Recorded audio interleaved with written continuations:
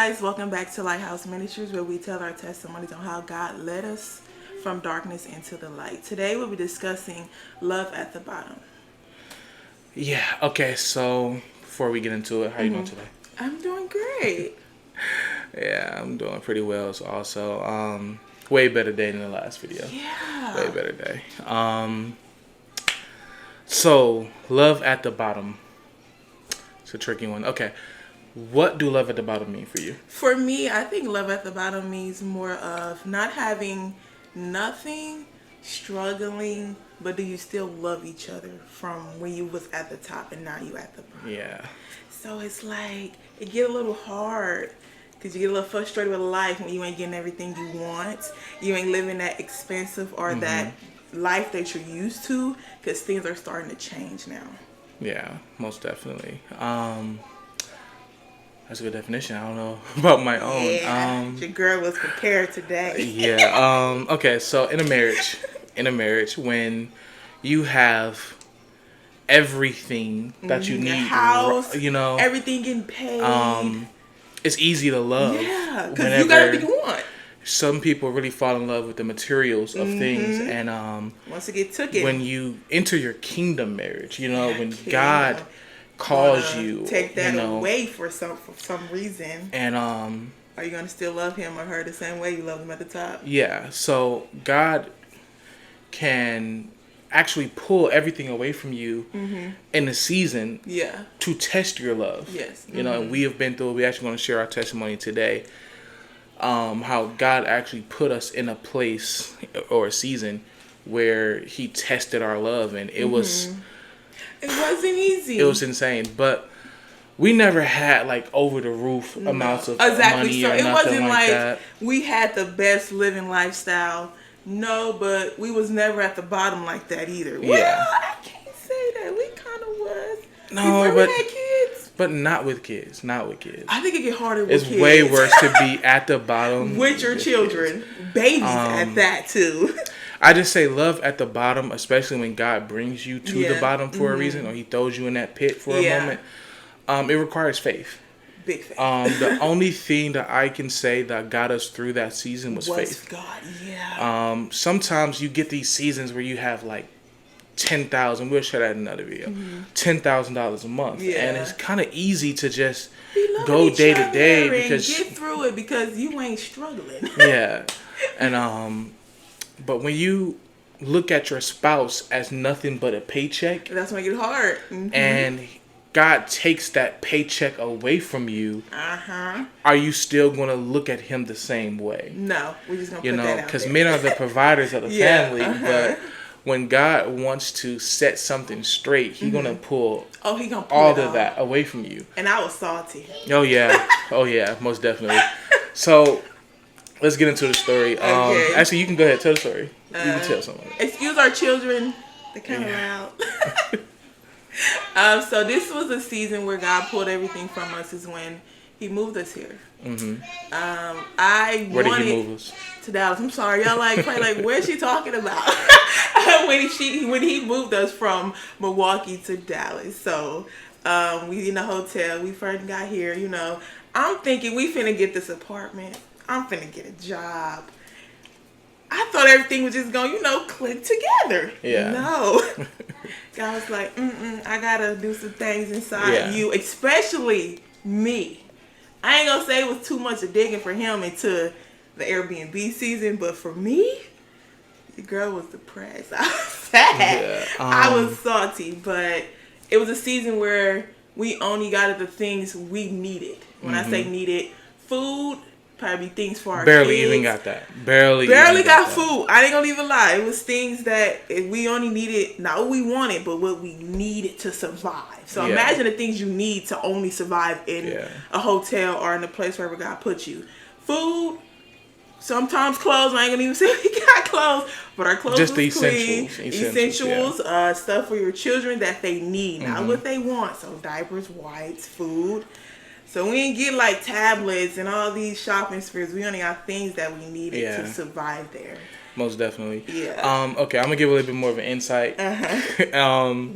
Okay, so we left a place of stability. It wasn't a good place at all. No, but I mean, was okay. it was easy to pay rent. Rent was $600 a month there. Here it's like $1,600. So we left a place of stability. Yeah. We actually got our lights paid down. We could have been stable there, but God said, "No, I'm gonna send you somewhere else." So He sent us to Dallas. And we'll talk about this one day in our coming to Dallas journey. We talk about everything else, and that's one video we haven't even posted. God just haven't told us to release it yet. But we go to this hotel room. We enter to this like little hotel room. We have 2 toddlers at the time. Well, 1 toddler, and one baby. And it's the cheapest hotel in the city. That's all we could afford. Okay. Yeah. The first week was excited. But then next week we started to realize we was in the worst hotel room in the city of Dallas, Texas. I think that was part of it. And you got to think about how big Dallas, Texas is. And to be in the worst hotel room says something. Yeah. I'm gonna try to put a picture somewhere on the screen. A picture or something. And the picture might look decent, but they catfish you. Don't. The picture may even look a little decent, but in person, it's worse. The bugs. Okay, baby, you ain't gotta mention all that inside. But no, I want you to get a picture of how low the bottom can be. Like the bugs, the people around the room. Well, we don't say the people was.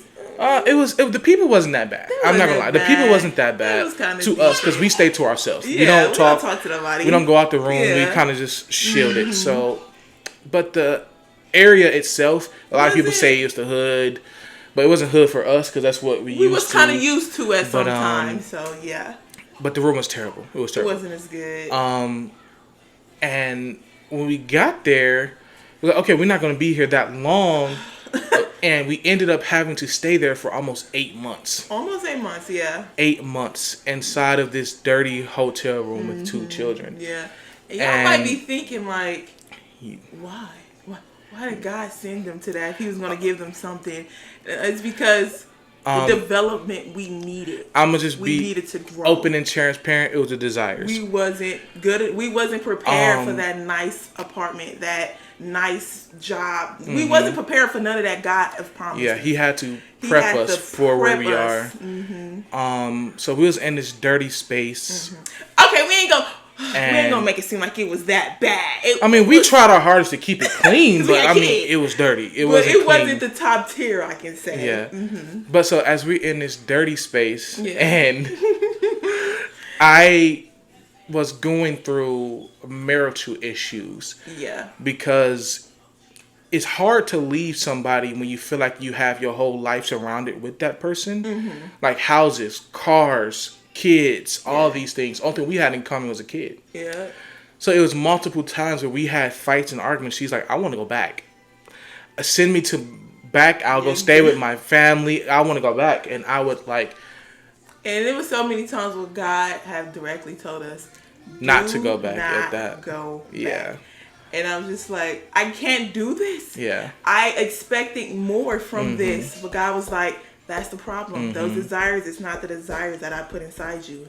That is what the world put inside you. And I'm taking those out because I want to see the desires I have for you. And I'm just like, no, God. Best part about this message to me was when God spoke to me in a certain way. I felt it, and He was saying to me, you're not leaving until you love each other.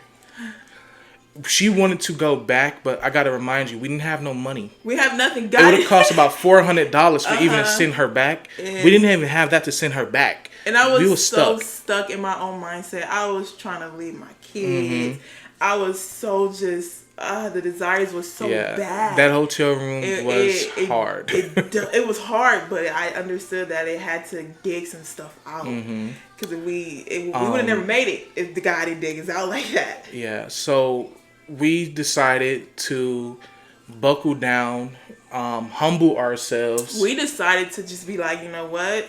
We stuck. We can't do nothing else. No matter how hard we try, no matter what job we apply for, no matter what job we tried to go to see, it nothing. Just wasn't. God said, only I am providing for you. We applied for about 50 jobs.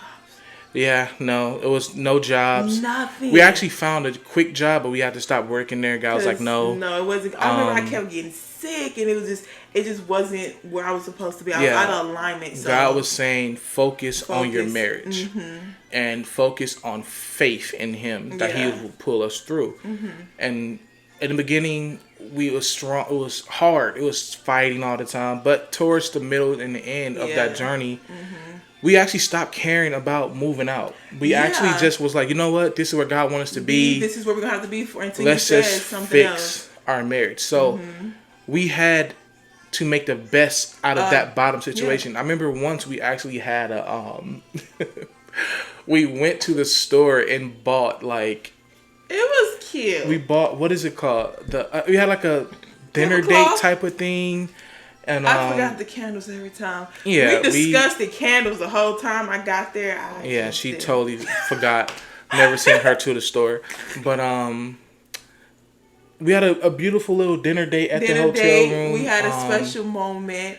We found a place that we love to go and like shop at a little bit. We didn't have that much money, but we even if we had like grateful for what we did, $30 left over, and it was more about the walking we did. Yeah, too. and we was walking and we was holding hands and we was with our children and getting out of the small space and just walk outside and get some fresh air. We made the best out of that bottom situation and it actually built our marriage. Yeah. Now we can go through another bottomless and we'll be okay. marriage, like another bottom where everything situation, is not, and we know how to grow in it. We don't just run to leave each other every time like money is taken away, house is taken away. We run to each other. Yeah, we just went through something recently when money was kind of taken away from us a little bit, and we was like, oh well, God got us. Yeah, nothing else we can do about that. Yeah, that means God got something better for us, but it really taught us how to love each other in a specific way that worldly items don't matter. The nice houses, the cars, the clothes,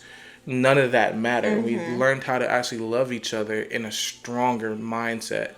And if we would have never went there and we would have went straight to the top, we would have never loved each other at the bottom. Yeah, we'd have never learned. And it would have still been loving each other for materials. For material things. And I think that's the thing is that you begin to love somebody because of what they have, but then once it gets taken away, you begin to be like, why do I really love this person? And what God was showing is that this is how you really love this person. This is how you really love your spouse. No matter top, bottom, middle, whatever life circumstance come, you still love your spouse. Yeah, we made the best out of that situation because God was not letting us out of there until we can love each other in a certain way. I think we kind of made our stay a little longer for that. Oh yeah, because we fought with God for like 3 months. We fought with Him, and we just was like, we don't want to be here, and crying and fighting. Yeah, but at some point, God He's like, well, gotta stay there. You're gonna be here until you figure it out. Yeah, like I'm not letting you out until you can fix it. And once we fixed it, we actually eventually got out of the hotel. Most definitely. And I can say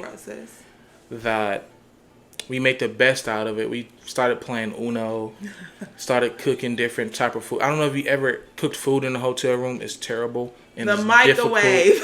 We have nothing but a microwave. Actually, no, we bought an air fryer, but the electricity was so bad there, it broke it. It blew out the $100 air fryer. Out it. Like, we had only a good week worth of actually decent food. Like, it was crazy. It was difficult at the bottom. We learned something at that bottom. We learned how to truly love each other without the material things in this world. And most of all, we learned faith. Definitely faith. Because we didn't know how we was going to get our next meal.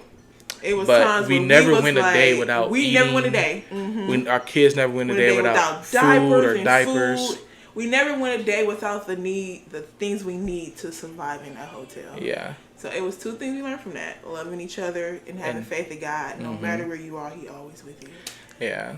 So our next video is going to be about you love can't tell them the next video. At the top. See, they already going to know if you watch it for this amount of time. But love at the top, and that's when we actually went from the Airbnb hotel room, and we went to the Airbnb season. We'll explain what happened there later. But yeah, if you guys have any experience of loving at the bottom, drop it in the comments. Let us know if you have anything that you learned or anything you could learn from this video. Remember, why are you laughing? I'm trying to think. Remember to like and share this video. And if you want to see more of us, just subscribe to our channel. And we see you guys later. Bye. Bye.